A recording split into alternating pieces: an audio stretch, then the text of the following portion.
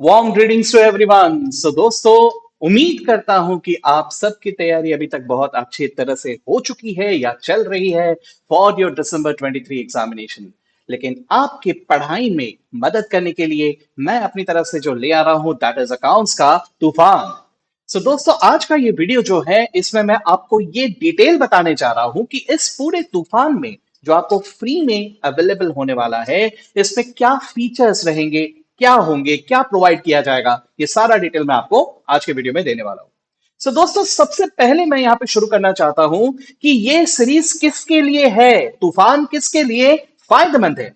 सो दोस्तों, अगर मान के चलो आपकी तैयारी हो चुकी है, आपने अच्छी तरह से तैयारी कर लिया है, लेकिन मन में कहीं ना कहीं एक डाउट है कि sir whether I will be able to deliver, मतलब मैंने जो पढ़ा है वो सब चीजें लिख पाएंगे कि नहीं लिख पाएंगे, वो कॉन्फिडेंस नहीं आ रहा है सर, थोड़ा और कुछ चाहिए, कुछ इनकम्प्लीट सा फील आ रहा है।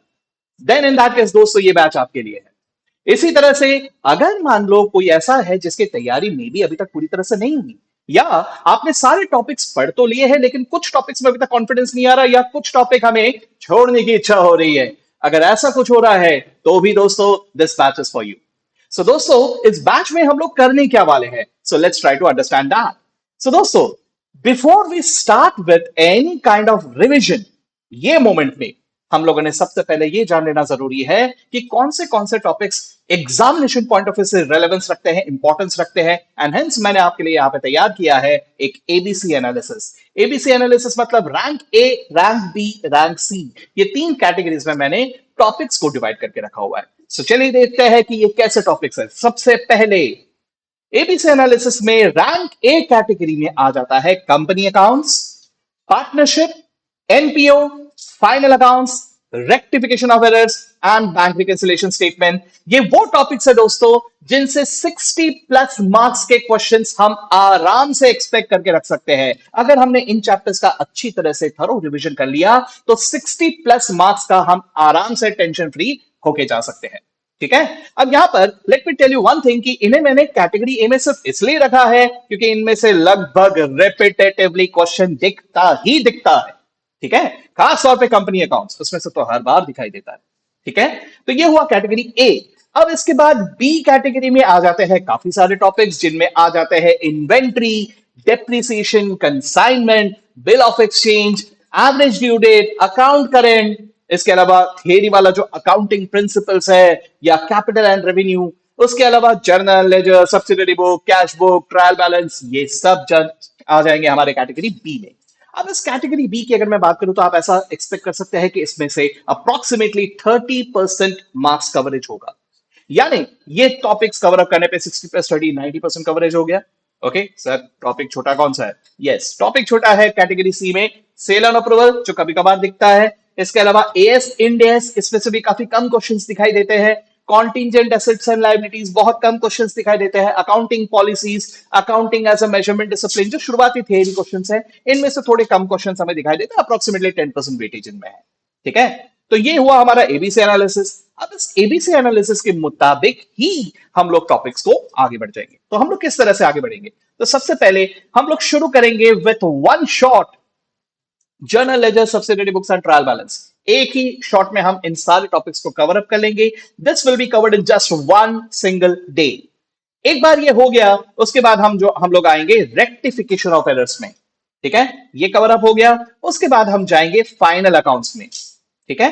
तो हम लोग किस तरह से करेंगे, कुछ एक बड़ा टॉपिक कवर अप करेंगे और उसी के साथ साथ उसका अगला टॉपिक विल बी अ छोटा टॉपिक, फिर एक बड़ा टॉपिक, फिर एक छोटा टॉपिक। इस तरह से एक प्रॉपर बैलेंस रखते हुए हम लोग इसको आगे बढ़ाएंगे। सो दोस्तों, मैं यहाँ पे ये सारे टॉपिक्स आपको कवर अप करवाने जा रहा हूं एक्सेप्ट सी, इसे नहीं। ठीक है। इसकी भी कोशिश करूंगा, अगर वक्त रहा, अगर सब चीजें सही चले, अगर आप लोगों का साथ रहा तो बिल्कुल इन टॉपिक्स को भी कवर अप कर लूंगा। लेकिन मैं यहां पर इन सारे टॉपिक्स को कवर अप करने का सोच रहा हूं एक्सेप्ट ये सी कैटेगरी के और यहां पे एवरेज ड्यू डेट और अकाउंट करेंट। इनको छोड़ के बाकी सारे टॉपिक्स को मैं आपको कवर अप यहां पे करवा दूंगा। ओके। अब ये टॉपिक्स के अलावा मैं इनको पढ़ाऊंगा कैसे, तो यहां पे दोस्तों मैंने आपके लिए खास तौर पे मेहनत करके बनाया है the only this much notes. So only this much नाम से ही आपको समझ में आ रहा है सिर्फ इतना ही काफी है। है ना। तो सारे टॉपिक वाइज मैंने यहां पर आपके लिए ये बनाया हुआ है, बस इतना पढ़ के चले जाओ और कुछ पढ़ने की जरूरत नहीं है, इतने में आपके लिए काफी होगा एग्जामिनेशन पॉइंट ऑफ व्यू से। सो ये ओनली दिस मच नोट्स आपको बिल्कुल मैं अवेलेबल करवा दूंगा, you will be getting this notes and you can study from these notes. Okay, तो ये हुआ सबसे पहली बात, हमारा रिविजन कैसे करना है हमें फॉर ऑल द टॉपिक्स। अब सर ये तो ठीक है, लेकिन अकाउंट्स की अगर मैं बात करूं तो काफी प्रैक्टिस की भी जरूरत पड़ती है। अब प्रैक्टिस कैसे करें, तो दोस्तों मैं इसके अलावा ले आ रहा हूं आपके लिए Q&A प्रैक्टिस। ठीक है, सो डेली बेसिस में हम या तो दो बिग क्वेश्चंस या at least 3 to 4 small questions along with true and false जो कि टॉपिक वाइज कवर अप किए जाएंगे आपको करवाने वाला हूं। सो डेली बेसिस में ये प्रैक्टिस करने की हमारी अच्छी खासी एक आदत पड़ जाएगी, जहां पर अक्सर मैंने देखा है कि अकाउंट्स को लोग ऑडिट करते हैं, बस सॉल्यूशन देखते हैं और टिक मार देते हैं। तो ये ना होते हुए हम लोग प्रॉपर किस तरह से इसे प्रेजेंट करना है, क्या करना है, ये सब चीजें इस सीरीज में हम लोग कवर अप कर लेंगे। ठीक है, अच्छा ये क्वेश्चन आंसर सीरीज में सर क्या कौन से क्वेश्चंस आप कवर अप करवाने वाले हैं, तो मैं ये भी बता दूं आपको, हम पास्ट 5 आरटीपी क्वेश्चंस यहां पे कवर करने जा रहे हैं, पास्ट 5 पीवाईक्यूज यहां पे कवर करने जा रहे हैं, उसके अलावा एमटीपी जो लेटेस्ट करंट वाला एमटीपी है उसे भी यहां पे कवर करने जा रहे हैं। इसके अलावा मॉड्यूल के सारे इंपॉर्टेंट क्वेश्चंस, बस एक यहां पे ट्विस्ट है, कहानी में twist, and what is that twist, यहां पे फिगर्स बदले हुए रहेंगे।